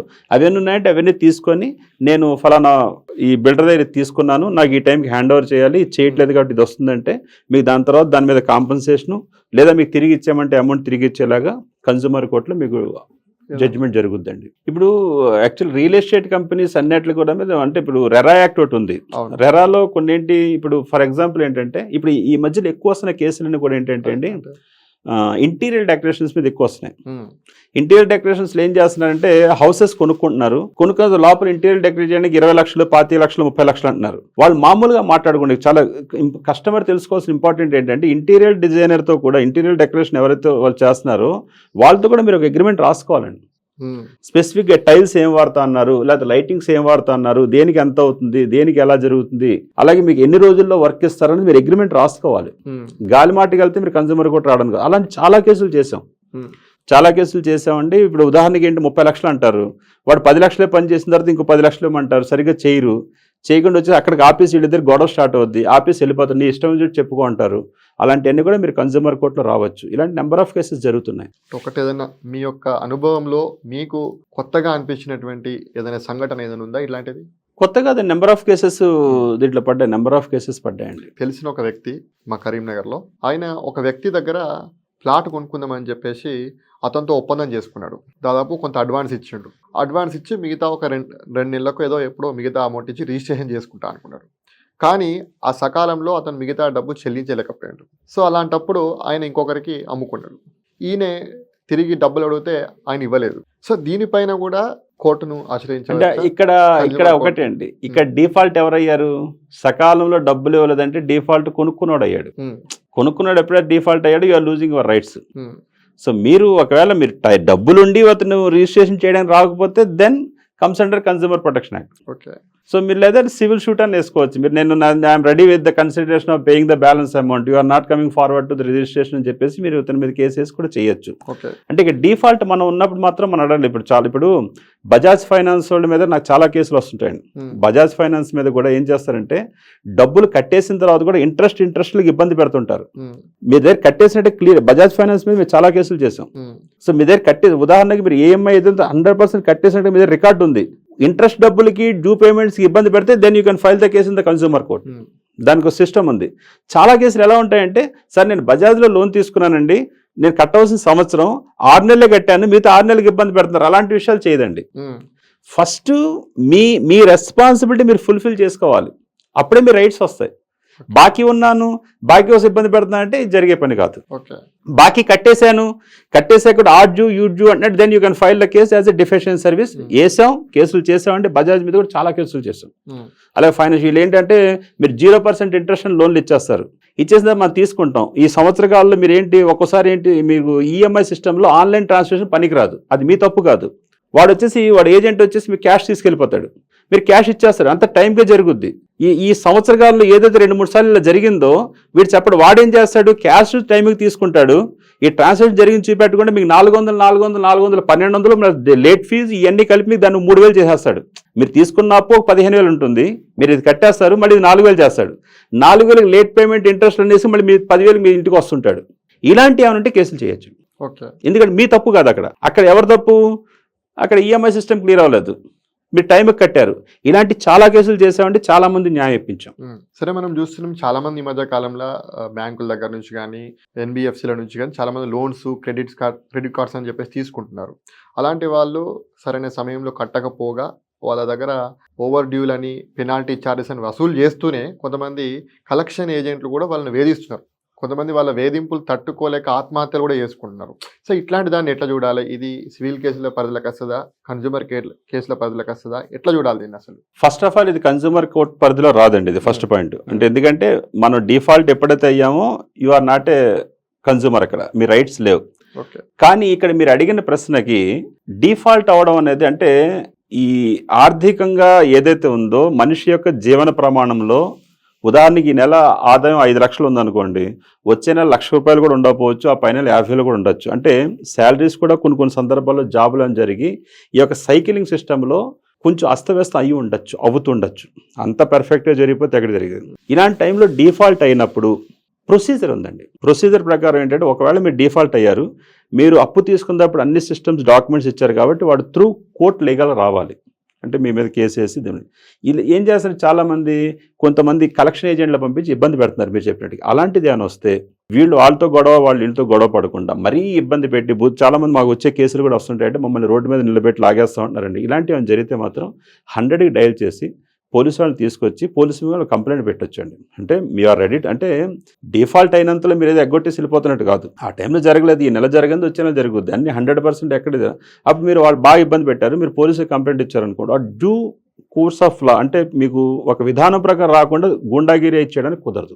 ఓకే. ఆ విషయం అలాగనే వీడి ఇంటెన్షన్ కూడా ఉండాలి. నేను అంటే వీడు ఒకవేళ పోలీస్ స్టేషన్లో కంప్లైంట్ ఇద్దాడు వీడి యొక్క ఇంటెన్షన్ క్లియర్గా ఉండాలి. అంతేగాని మీరు డిఫాల్ట్ ఎగ్గొట్టేసి 3 సంవత్సరాలు 4 సంవత్సరాలు తిప్పుతున్నానండి, ఇవాళ పోలీస్ సపోర్ట్ చేయండి, మళ్ళీ పోలీస్ పని కూడా అది కాదు. అంటే ఎప్పుడు కూడా మీ రికార్డు, ఇదిగోండి నేను సంవత్సరం అప్పు తీసుకున్నాను, 6 నెలలు కట్టాను, 7 నెలలు 8 నెలలు కట్టినంతలో వీడు వచ్చేసి ఇబ్బంది పెట్టేస్తున్నాడు, పెళ్ళం బెడ్లు బయట లాగుతాడు, ఏం చేస్తున్నాడు, ఆర్థికంగా ఇబ్బందులు ఉన్నావు అంటే that can be consider. And వాళ్ళకి చెప్తారు కోసరా అమ్మని చెప్తారు. ఇది కన్జ్యూమర్ కోర్టు రావడానికి అవ్వదు. ఓకే. ఈ మధ్య కాలంలో బ్యాంకులు చాలా క్రెడిట్ కార్డులు కానీ మన లోన్స్ మీద కూడా విపరీతంగా, కొన్ని ప్రైవేట్ బ్యాంకులు విపరీతంగా ఓవర్గా ఛార్జెస్ చేస్తున్నాయి కట్టని వాళ్ళపైన. దీన్ని ఎట్లా చూడాలి? వీళ్ళు ఏమైనా కన్జ్యూమర్ కోర్టులను ఆశ్రయించవచ్చా? 100% అండి. క్రెడిట్ కార్డ్స్ అనేది మాత్రం కస్టమర్లు చాలా జాగ్రత్తగా ఉండాలండి. క్రెడిట్ కార్డ్ ఎప్పుడైతే మీరు తీసుకున్నారో, క్రెడిట్ కార్డ్ తీసుకున్న తర్వాత దాంట్లో సైకిలింగ్ ఉంటుందండి. ఎవ్రీ మంత్ మీ అంటే చాలా మంది ఎక్కడ ఇబ్బంది పడిపోతారు, క్రెడిట్ కార్డులో మీ క్రెడిట్ లిమిట్ 1,00,000 అంటాడు, మీరు 10,000 వాడతారు. మీరేమనుకుంటారు ఇంకా వాడడానికి ఉంది, నాకు క్రెడిట్. చాలా మంది దీని మీద ఎడ్యుకేషన్ లేక నాకు ఇంకా ఉంది కదా కట్టుకోండి. మీరు ఏం చేస్తారు, ఈ 10,000 రూపాయల్లో మినిమం డ్యూ 2,000 అంటాడు, కట్టవలసిన టైం ఇది అంటాడండి. అంటే ఈ కట్టవలసిన 10,000 కట్టేసి ఉంటే మీకు సరిపోదు, కానీ వాడు ఏమంటాడు మినిమం డ్యూ అంటాడు, మళ్ళీ దాని మీద 5% 10% కడితే చాలు అంటాడు. ఇదంతా మిస్గైడింగ్. అంటే వీడేం చేస్తాడు, మినిమం ఆ టైం లోపల కట్టకుండా ఒక రోజు లేట్ అయినా సరే మీకు లేట్ పేమెంట్ వేసేస్తాడు. మరి ఇవన్నీ వేసుకుంటూ మీకు దాన్ని వడ్డీకి వడ్డీ చక్రవడ్డీ చేసుకుంటూ తీసుకొస్తాడండి. అలాగే క్రెడిట్ కార్డులు చాలా మంది వాడి ఇది భరించలేక క్లోజ్ చేసేయమంటారు. క్లోజ్ చేసేటప్పుడు కూడా వాళ్ళు ఏం చేస్తారు, మీకు ఉదాహరణకి వాడేసిన వడ్డీలు, వాడేసిన లేట్ పేమెంట్లు అన్నీ కలిపి 1,00,000 రూపాయలు వేసాడు అనుకోండి, మీరు ఒరిజినల్గా కట్టవలసింది మీరు 42,000 అనుకోండి, 1,00,000 అయింది చాలా చోట్ల. వాడు ఏం చేస్తారు, సార్ ఓకే అండి మీరు 50,000 వన్ టైం సెటిల్మెంట్ చేసేద్దాం, 50,000 కట్టేయండి అంటాడు. మీరు 50,000 కట్టేసి ఫుల్ అండ్ ఫైనల్ సెటిల్మెంట్ అని లెటర్ తీసుకోకపోతే మళ్ళీ 50,000 మీద మళ్ళీ ఇంకో 5 లక్షలు చేసుకుని వస్తాడు. సో కస్టమర్లు చాలా జాగ్రత్తగా ఉండాలండి దీని మీద. మళ్ళీ నాదే కేసు అండి, CC number 127/2024 district consumer forum హైదరాబాద్లో మనం కేసు చేసాం. ఇది నాదేనండి కేసు కూడా. నేను హెచ్డిఎఫ్సి బ్యాంక్లో 2004 నుంచి క్రెడిట్ కార్డు వాడుతున్నా. 2004 నుంచి వాడుతున్నప్పుడు ఈ క్రెడిట్ కార్డు ఇంకా మొత్తం ఈ ఇంట్రెస్ట్ అన్ని ఎక్కువ అవుతున్నాయని చెప్పేసి 2019లో నేను ఫుల్ అండ్ ఫైనల్ సెటిల్మెంట్ చేసుకున్నా. ఇన్ని మాటలు చెప్పి నేను కూడా ఏం చేసి సెటిల్మెంట్ అయిపోయింది కదండి, కట్టేసిన తర్వాత అక్కడ అంటే ఇంట్రెస్ట్ అన్ని వేసింది ఒక 15,000 20,000 ఎంతో ఉంచారు వాళ్ళు. అది కూడా ఫుల్ అండ్ ఫైనల్స్ ఇంట్రెస్ట్ అన్ని మాఫీ అన్నారు. అయిపోయింది కదండి, మనం కట్టేసాం, వదిలేసాం. 2024లో నేను ఒక ల్యాండ్ సేల్ చేసిన అమౌంట్ హెచ్డిఎఫ్సి బ్యాంక్లో నేను డిపాజిట్ చేశాను. సర్ప్రైజింగ్ ఏంటి, ఆ ల్యాండ్ ఎందుకు అమ్మాను, మా అబ్బాయి స్కూల్ ఫీజు కట్టడానికి, కాలేజ్ ఫీజు కట్టడానికి ఒక 2,25,000 రూపాయలు కట్టాలి. దానికోసం డబ్బులు పెడితే నాకు ఒక మెసేజ్ వచ్చింది, టిక్ టిక్. ఏంటి ఆ మెసేజ్ ఏంటి అని చూస్తే, మీ క్రెడిట్ కార్డుకి ఉన్న డబ్బుల్ని దీంట్లో అడ్జస్ట్ చేస్తామని. ఎంత దారుణం చూడండి. వెంటనే నేనేం చేశాను, లాయర్గా మేనేజర్ని మాట్లాడితే, సార్ క్రెడిట్ కార్డ్ సిస్టమ్ అండి, డబ్బులు అంటే తీసేసుకున్నాం అన్నాను. నోటీస్ పంపించాం, పట్టించుకోలేదు. అప్పుడు నేను కన్జ్యూమర్ ఫోరంలో వేసానండి, CC number 127/2024. Opposite party branch manager HDFC bank zonal manager వీళ్ళందరినీ పెట్టి, వాళ్ళు ఏమైనా ప్లీ వచ్చారు, 2019లో బాకీ ఉన్నారు, ఈయన కట్టలేదు కాబట్టి అవన్నీ వేసుకుంటూ వస్తున్నాం. బ్యాంకర్ హ్యాడ్ ఎవ్రీ రైట్ మీ బ్యాంకులో డబ్బులు ఉంటే లాగేసుకుంటామని. ఇప్పుడు మా ప్లీ ఏంటి, 2019 అంటే ఇది డెబ్ బార్ అయిపోయిందండి. యాజ్ పర్ ద మీకు ఇదేంటంటే 3 years తర్వాత మీకు అది సివిల్ సూట్ అయితే అయిపోయింది. తర్వాత మనం సెటిల్ చేసినట్టుగా రసీదులు ఇవ్వలేదు వాళ్ళు, అది మన తప్పు. అయితే అందుకని మీకు క్రెడిట్ కార్డులో వాళ్ళు ఎలాంటి దాంట్లో తీసుకొస్తారంటే కేసు చేయకుండా మీరు ఉన్నదాన్ని రకరకాలు చేసుకుని ఉంటారు. అందుకని మేము కన్జ్యూమర్ ప్రొటెక్షన్ యాక్ట్ ప్రకారం మీకు చెప్పేది అంటే ఇలాంటి ప్రాబ్లమ్స్ అని ఉన్నప్పుడు ఫస్ట్ మీరు బ్యాంక్ ద్వారా క్లియర్ చేసుకోకపోతే ఇది కన్జ్యూమర్ కోర్టులో మీరు కేసు వేసి సేవాలోపంగా తీసుకొచ్చండి. దానికి నేను కేసు వేసి 2019లో ఉన్న దాన్ని లిమిటేషన్ అయిపోయినా కూడా 2024లో కేసు వేసుకోవడం తప్పు అని చెప్పేసి ఆ 1,97,000 రూపాయలు 1,97,000 రూపాయలు తిరిగిస్తూ దాని తర్వాత 50,000 రూపాయల కాంపన్సేషను 10,000 రూపాయలు కోర్టు ఖర్చులకు వేసి మొన్నే ఆర్డర్ తీసుకున్నాం. సో క్రెడిట్ కార్డ్ విషయంలో తస్మత్ జాగ్రత్త అంటాను నేను, తస్మత్ జాగ్రత్త. కార్డ్స్ మీ జేబుకి చిల్లుబెట్టి లాగేస్తారు, చాలా జాగ్రత్తగా ఉండరు. వాళ్ళు ఏంటంటే ఎలా వస్తారంటే మాకు అన్ని హక్కులు ఉన్నాయి మీరు ఎప్పుడైనా తీసుకుందాం అన్నది, మీరు దాన్ని సరిగ్గా యూజ్ చేసుకుంటే చేయండి, లేదా అకౌంట్ని క్లోజ్ చేసి చక్కగా లెటర్ తీసుకుని జాగ్రత్త పెట్టుకోండి. ఇది నేను ఇచ్చే సలహా.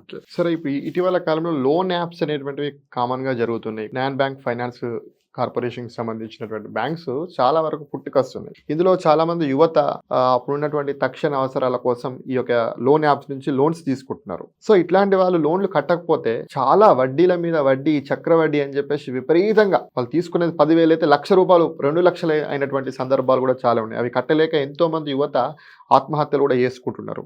సో ఇవి అసలు లోన్ యాప్స్ అనేటువంటివి చట్టబద్ధమైన, అందులో లోన్స్ తీసుకుంటే ఒకవేళ కట్టకపోతే ఏమవుతుంది, అసలు దీని మీద ఏమైనా కన్జ్యూమర్ కోర్టులకు వెళ్ళాలా? ఏదైనా నాన్ బ్యాంకింగ్ ఫైనాన్స్ కంపెనీ అంటే ఆర్బీఐ రూల్స్ ప్రకారం అనుసంధానమై, అంటే మీరు బ్యాంకింగ్ వ్యవస్థ చేయాలన్నా, అప్పు ఇవ్వాలన్నా, అప్పు తీసుకోవాలన్నా non banking finance company register చేసి ఆ నెంబర్స్ ప్రకారం చేయాలి. ఇప్పుడు నా దగ్గర ₹1,00,00,000 ఉన్నాయి, నేను యాక్ట్ తయారు చేసి నా ఇష్టం డబ్బులు ఇచ్చేస్తానంటే అలాంటి విధానం లేదండి. ఫైనాన్స్ కంపెనీ నేను చేసేస్తాను, ఇలా చేస్తాను లేదు. అయితే యువతకు కూడా మనం ఇచ్చే సలహా ఏంటంటే వాళ్ళు ఎప్పుడైనా సరే మీకు ప్రేరేపించినప్పుడు ఇలా ఇది వస్తున్నప్పుడు అక్కడే మీకు ప్రాబ్లం వస్తుందండి. సో ఫస్ట్ మన అవసరాలు తగ్గట్టు వాళ్ళు వాడుకోవడం జరుగుతుంది. ఒకవేళ ఇలాంటి ఏమైనా జరిగినప్పుడు వాళ్ళు ఇబ్బంది పెడితే మనం పోలీస్ కంప్లైంట్ ఇచ్చి చీటింగ్లో తీసుకొచ్చి సైబర్ నేరాల కింద లేకపోతే ఇంకోలా చేయాలి. ఏదైతే ఉందో వాళ్ళతో మీరు పెట్టి సెటిల్మెంట్ చేసుకునేలాగా క్లోజ్ చేసుకోవాలి తప్ప దీనికి జాగ్రత్తగా ఉండాలండి. మన జాగ్రత్త మనకి ఇంపార్టెంట్. ఓకే, సరే, మనం చూస్తుంటాం షాపింగ్ మాల్స్కి మామూలుగా వెళ్తుంటాం. షాపింగ్ మాల్స్ అంటే పెద్ద పెద్ద రిలయన్స్ ట్రెండ్స్ కానీ, జూడియో కానీ, డీమార్ట్ లాంటి అనేక షాపింగ్ స్టోర్స్కి వెళ్తున్న సమయంలో మనం షాపింగ్ చేసిన తర్వాత మనం బిల్ చేసుకునే సమయంలో క్యారీ బ్యాగ్ కావాలనే సార్ అంటారు. అసలు క్యారీ బ్యాగ్ కావాలనే అని చెప్పి దానికి కూడా ఈ షాపింగ్ మాల్స్ ఛార్జ్ చేస్తున్నారు. అసలు ఈ క్యారీ బ్యాగ్ డబ్బులు ఛార్జ్ చేయాల్సిన అవసరం ఉందా అసలు చట్టంలో? దీని మీద మనం ఇది చాలా మంచి క్వశ్చన్ అండి, ప్రతి ఒక్కరికి తెలిసింది. ఇక్కడ 2 విషయాలండి. ఒకటి, కన్జ్యూమర్ కోర్టులో కూడా మీరు కేసు ఎక్కడ వేయచ్చు అంటే క్యారీ బ్యాగ్ మీద వాడి లోగో ప్రింట్ అయి ఉంటే డబ్బులు తీసుకోవడం లేదు. ఓకే, క్యారీ బ్యాగ్ మీద ఏమీ లేకుండా, ఎందుకంటే గవర్నమెంట్ కూడా ఈ మధ్యలో ఎక్కడ సర్లేగు చేసిందంటే క్యారీ బ్యాగులు వీళ్ళకి వచ్చేటప్పుడు ఇప్పుడు అంతా ఏంటంటే మీకు అన్నట్టుగా కొన్ని వాటికి తయారు చేయడానికి బ్యాగులు కాస్ట్ అవుతుందండి. అది ఫ్రీగా ఇవ్వడానికి కుదరదని చెప్పేసి ఎకో ఫ్రెండ్లీ బ్యాగ్స్ తయారు చేయమని చెప్తుంది. అది తయారు చేయడానికి కొంచెం కాస్ట్ అవుతుంది. ఆ కాస్ట్ అయిన దాన్ని మీరు ఫ్రీగా ఇవ్వలేక అలాంటి బ్యాగ్స్ ఏమైనా ఉన్నాయి అనుకోండి, కంప్లీట్ ప్యూర్లీ బ్లాక్ కలర్లో ఉన్నాయి లేదా ప్యూర్లీ వైట్ కలర్ ఉన్నాయి, దానికి మీరు వాటి ఛార్జ్ చేసి తీసుకోవచ్చు. వాడి కంపెనీ లోగో దాని మీద ఉంటే మాత్రం వాడు వేయడం లేదు. వాడి కంపెనీ లోగో దాని మీద ఉంది, ఆ ఛార్జ్ బిల్ వేసాడు, ఆ బిల్ వేసి చక్కగా దాని ఫోటో తీసుకోండి, ఈ బిల్లో వాడు వేసిన బిల్ తీసుకోండి, ఈ 2 కలిపి 2 ప్రూఫ్లతో కన్స్యూమర్ కోర్టులో వేయండి, మీకు ఆ డబ్బులు తిరిగి వస్తాయి, మీకు కాంపన్సేషన్ కూడా వేస్తారు, మీరు కేసు గెలుస్తారు. ఓకే, అట్లా కూడా చేయొచ్చు, బ్రహ్మాండంగా చేయొచ్చు. కానీ ఏ అడ్వర్టైజ్మెంట్ లేకుండా వాడి పేరు లేకుండా ఏదైతే మాత్రం మీరు. ఓకే, మనం సినిమా థియేటర్లకు కానీ, కొన్ని మంది షాపింగ్ కాంప్లెక్స్లో కానీ వెళ్తుంటాం. సాధారణంగా బైక్ పార్కింగ్ చేసినప్పుడు బైక్ పార్కింగ్ ఛార్జెస్ కూడా మనం తీసుకుంటున్నారు. అసలు తీసుకోవచ్చు అట్లా? యాక్చువల్గా దీని మీద చాలా కేసులు కూడా చేసామండి. పీవీఆర్ మాల్ మీద మేము విజయవాడ కోర్టులో వేసి సెన్సేషనల్ జడ్జిమెంట్ కూడా తీసుకున్నాం. సిస్టమ్ ఎలాగంటే ఈ మల్టీప్లెక్స్ షాపింగ్ మాల్స్ యొక్క మెయిన్ విధానం ఏంటంటే it's a commercial business. Commercial business లో వాళ్ళు ఏంటంటే they are inviting the general public to do the business, వాళ్ళు సేల్ చేసుకోవడానికి. సో ఈ కమర్షియల్ కాంప్లెక్స్ లో పార్కింగ్ ఫేస్ ని ఫెసిలిటీ చేయవలసిన అవసరం కూడా వాళ్ళదే ఉంది, as per building rules and regulations commercial complex ప్రకారం. ఇక్కడ అందుకని ఏం చెప్పారంటే, అలాగని రెండో ప్రాబ్లం వచ్చినప్పుడు ఏంటంటే ఫ్రీగా అన్నప్పుడు పొద్దున్న సాయంత్రం ఎవడ పార్క్ చేసి వెళ్తున్నాడో తెలియట్లేదు. అందుకని సిస్టమ్ ఎలా పెట్టారంటే కమర్షియల్ కాంప్లెక్స్ లో పార్కింగ్ పెట్టినప్పుడు మీరు సినిమాకి వెళ్ళారు, ఆ టికెట్ చూపెడితే మీకు ఫ్రీ. Hmm. లేకపోతే షాపింగ్ మాల్లో ఏదైనా సరే మీరు first 1 hour to 2 hours government ఒక జీవో చాలా క్లియర్ ఫస్ట్ జీవో ఇచ్చిందండి. మొదటి గంట నుంచి 2 గంటల దాకా 0 ఎక్స్పెన్సెస్. తర్వాత 2 to 4 hours అయితే మీరు ఏమైనా బిల్ చూపెట్టినప్పుడు ఇంత అవుతుంది ఇలాగని చెప్పేసి దాని మీద ఒక నిర్దిష్టమైన ఇది తీసుకొచ్చింది. ఒకవేళ అది కాకుండా మీకు ఏమైనా ఎక్స్ట్రా చేస్తున్నప్పుడు మీరు డైరెక్ట్గా మీ డిస్ట్రిక్ట్ కలెక్టర్ ఆఫీస్లో మీరు కంప్లైంట్ పెట్టి చేయొచ్చు. కన్జ్యూమర్ కోర్టు వెళ్ళొచ్చా? ఒకవేళ మీరు ఎక్స్ట్రా వచ్చింది బిల్లు, ఆ బిల్ రీపేమెంట్ కోసం మీరు కన్జ్యూమర్ కోర్టులో ఈ బిల్ అది పెట్టుకొని మీరు reimbursement of the excess amount మీరు తీసుకోవచ్చు. ఓకే, మనం చూస్తున్నాం రెగ్యులర్గా ఈ మధ్య కాలంలో హోటల్స్లో, రెస్టారెంట్లో బాగా ఫుడ్ పాయిజనింగ్ జరుగుతుంది. చాలామందికి కల్తీ, నాణ్యత లేని కల్తీ ఆహారాన్ని సప్లై చేస్తున్నారు. దీనివల్ల ఎంతోమంది ఫుడ్ పాయిజనింగ్ అయ్యి కూడా చాలామంది ఇబ్బంది పడుతున్నారు, హాస్పిటల్లో బారిన పడుతున్నారు. ఇటువంటి వాటి విషయంలో ఏమైనా మనం కన్జ్యూమర్ కోర్టులను ఆశ్రయించవచ్చా? అంటే ఇటువంటి విషయాలు ఏంటంటే అది కన్జ్యూమర్ కోర్టుకి అది రాదండి. అంటే ఫుడ్ అంటే మీకు అదే చెప్పాను, కన్జ్యూమర్ కోర్టు డైరెక్ట్గా ఎక్కడెక్కడ ఏం జరుగుతుందో చూసే పని కదా. దాని దగ్గరికి వచ్చినప్పుడు బిల్లు ఉంటుంది కదా అతనికి సంబంధించి. బిల్లు ఉన్నప్పుడు మీరు ఒకవేళ బిల్లు ఉండి హాస్పిటల్ పాలైనట్టు చూపెట్టి మీరు బిల్లు ఉండి దీని ద్వారా మీరు నెగ్లిజెన్స్ అయ్యిందని చూపెడితే వాడి మీద మీరు వేసుకొని చేసుకోవచ్చు. డిఫెక్షన్ సర్వీస్ కింద వస్తుంది. Biryani defect product defection service లో వస్తుంది, అది వేయచ్చు. లేదా దీనికంటే ఇంపార్టెంట్ కూడా ఏంటంటే వినియోగదారులు ఫస్ట్ అర్థం చేసుకోవాల్సిన ఇలాంటి ఏమైనా వచ్చినప్పుడు ఇమీడియట్ స్పందించి ఫుడ్ అండ్ సేఫ్టీ డిపార్ట్మెంట్ ఉంటుందండి, వాళ్ళ ముందు కంప్లైంట్ ఇచ్చి దాన్ని ఇమీడియట్ గా మీరు చేయించడం. ఫుడ్ అండ్ సేఫ్టీ వాళ్ళకి మనం కంప్లైంట్ ఇచ్చిన తర్వాత నెక్స్ట్ డేనే వచ్చి వాళ్ళు శాంపిల్స్ తీసుకునే లోపు ఇతని ఆరోగ్యం అనేది ఖరాబ్ అయిపోతుంది. ఒకవేళ మీరు ఆ ఫుడ్ తిన్నారు, ఆ ఫుడ్ ద్వారా మీరు హాస్పిటల్ అడ్మిట్ అయ్యారు, ఈ ఫుడ్ ద్వారా మీకు డెఫిషియన్ జరిగిందని ట్రీట్మెంట్ క్లియర్గా ఉందంటే you can file the case in the consumer court for the deficient service and unfair trade practice. You can get the compensation also. మనకు చాలామంది మనం కార్లు దాంతోపాటు ద్విచక్ర వాహనాలు మనం కొంటుంటాం. సో అందులో ఏమైనా ఇబ్బందులు జరిగితే, ఏమైనా దానికి సంబంధించిన ఇంజన్ ఫెయిల్ కానీ, దాంతోపాటు ఏమన్నా అందులో ఉన్న స్పేర్ పార్ట్స్ కానీ ఏమైనా ఫెయిల్ అయినప్పుడు మళ్ళీ దానికి వారంటీ కామన్గా ఉంటుంది.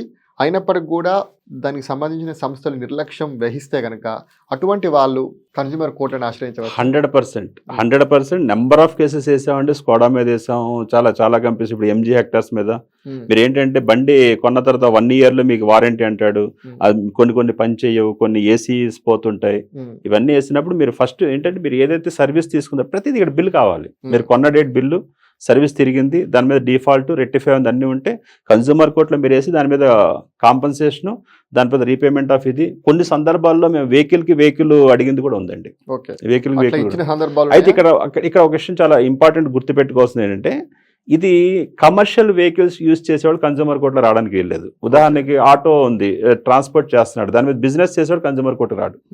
సొంత కార్లు వాడుకునేవాళ్ళు, సొంతానికి యూజ్ చేసుకునే వాళ్ళు కన్జ్యూమర్ ఎవరైనా సరే ఈ ప్రొడక్ట్స్ కొనుక్కున్నప్పుడు మోటార్ సైకిల్స్ ఎన్నో కేసులు వేసామండి. మోటార్ సైకిల్ కేసెస్ కూడా డిఫెక్షన్ సర్వీస్లో వస్తుంది, సేవల ఇది కార్స్ వస్తాయి. ఇవన్నీ అంటే ఒకటి ఫైనల్గా ఒకటి చెప్తున్నాను సార్, కన్జ్యూమర్ ప్రొటెక్షన్ యాక్ట్ ఎంత గొప్పదంటే యాక్ట్స్ ఉంటాయి. Negotiable instrument act, check bounce కేసులు, insurance act, banking act, food and cosmetics, ఒక్కొక్క act, child welfare act, women's ఏంటిది ఎంపవర్మెంట్, ఉమెన్స్ ఇలాగా ఒక్కొక్క యాక్ట్ ఒక్కోలా ఉంటుంది. ఏ యాక్ట్ దాని మీదే పనిచేస్తుంది. ఫైనల్గా మీకు చెప్పేది ఏంటంటే కన్జ్యూమర్ ప్రొటెక్షన్ యాక్ట్ ఎంత పవర్ఫుల్ యాక్ట్ అంటే ఈ యాక్ట్ అన్నిటిపైన ఇది ఉంటుంది. So any defect, any deficiency, food and safety వాడడం వల్ల మీకు డెఫిషియన్సీ వచ్చి మీకు ఇది పాడైపోయింది, you can file the case. Cosmetics వాడి మీకు చేయడం వల్ల కూడా మీరు you can file the case. So unfair trade practice, misleading advisement, so in time మీకు రాలేదు, సో ఏదైనా సరే అన్ని వసూలు దీంట్లో. ఇక్కడ ఒకటే విషయం ఏంటంటే సేవలు పొందిన తర్వాత మీకు జరిగిన దాని మీద వస్తుంది తప్ప పొందక ముందు మీరు ఇలా చేయండి అలా చేయడానికి రాదు. So consumer protection act is very powerful act.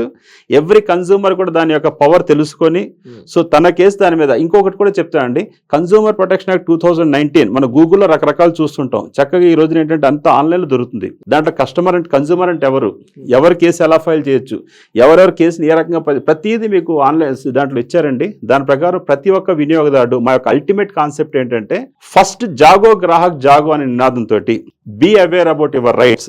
మీకు మీరుగా స్పందించి మీకు మీరుగా ప్రశ్నించతాలం ఎవరు మీకు ఏం చేయరండి. So ultimately consumer rights the powerful right. We have to know, we have to understand our rights and we have to fight for hour rights. వినియోగదారుల హక్కుల కోసం పోరాడేటువంటి సుల్తాన్ అలీ యొక్క రాబో రోజుల్లో మీ యొక్క ప్రణాళిక ఎట్లా ఉండబోతుంది, ఏ రకంగా మీరు ఆసరాను ప్రజల్లోకి తీసుకెళ్లబోతున్నారు, ఏ రకంగా వినియోగదారులకు యొక్క చట్టాలపైన అవగాహన కల్పించబోతున్నారంటే ఏం చెప్తారు?